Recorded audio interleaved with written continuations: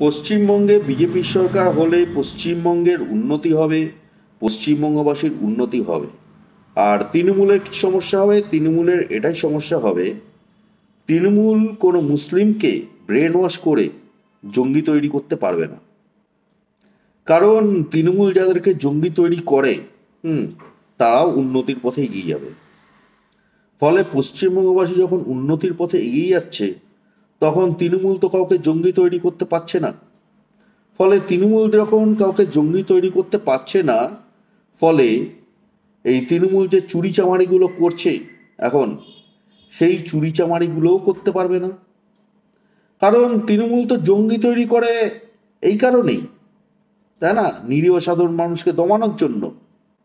না হলে করবে কি করে চুরিগুলো? তো নিরীহ সাধারণ মানুষকে দমানোর জন্য কাউকে তৈরি করতে পারছে না।